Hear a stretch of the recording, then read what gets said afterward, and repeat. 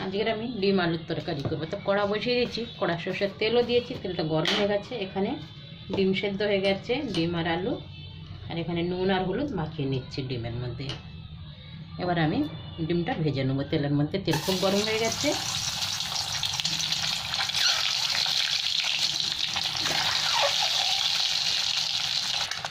এখানে আমার ডিমগুলো ভাজা হয়ে গেছে, সব উঠিয়ে নেবো। এবার এর তেলে আলুগুলো সব ভেজে নেবো। আলু সাথে আলুগুলো সাইড থেকে দিয়ে দিলাম।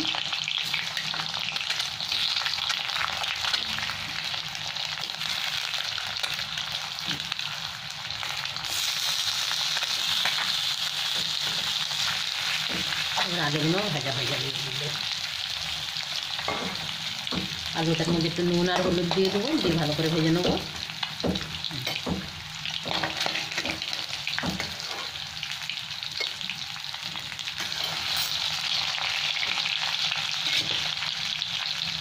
এখানে একটু হলুদ দিয়ে দিলাম আলুর মধ্যে, একটু নুন দিয়ে দিলাম। আলুগুলো একটু লাল লাল করে ভেজে নেবো।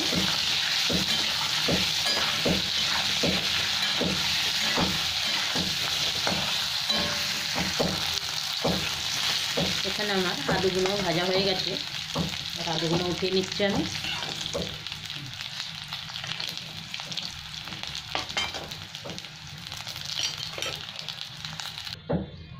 এই তেলের মধ্যেই পেঁয়াজ আমি দিয়ে দিলাম। একটা পেঁয়াজ কেটে রেখেছি, পেঁয়াজটা লাল করে ভেজে নেব।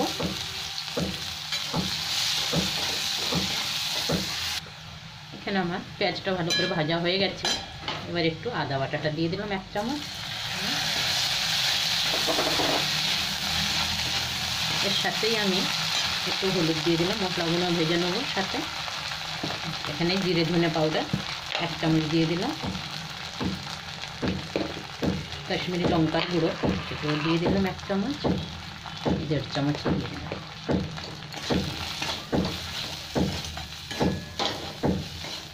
এখানে একটা টমেটো ঘষে রেখেছি, এটা দিয়ে দিলাম।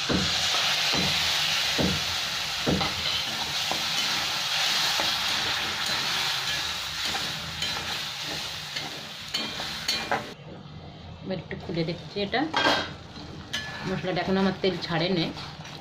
এখানে আমি 2 চামচ দইও দিয়ে দিচ্ছি, সেটা দেখানো হয় না আপনাদের। এখানে সেদ্ধ করা মটর আমি দিয়ে দিলাম।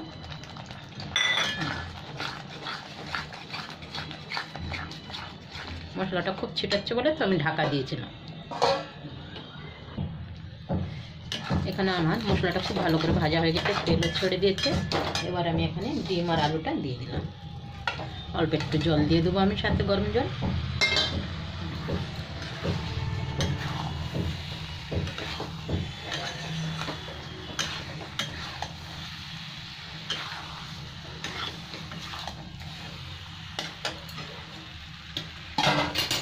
আমি গরম জলটা দিয়ে দিচ্ছি।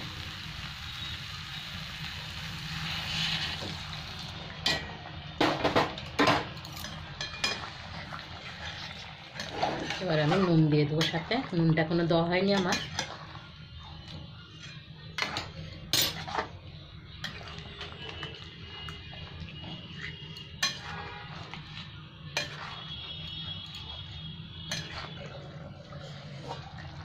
এখানে আমার ডিমের ঝোলটা প্রায় হয়ে এসছে, কমে গেছে একদম ঝোল। এটা ভাত রুটির সাথে খুব ভালো হয়, কিন্তু আমাদের রাত্রে রুটি আর দুপুরে ভাতের সাথে এটা চলবে। এখানে আমি এবার একটু গরম মশলা দিয়ে দিচ্ছি, 2টো কাঁচা লঙ্কা ফাটিয়ে দিলাম। কেন আমাদের বাড়িতে লঙ্কাটা খুব কম খায়, তো তাই লঙ্কা কম দিই আমি।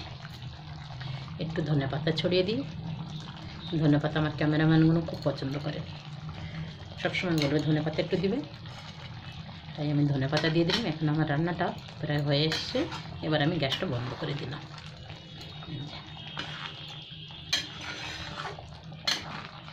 আজ আমার ডিম আলু মটর একটা তরকারি চল হয়ে গেছে।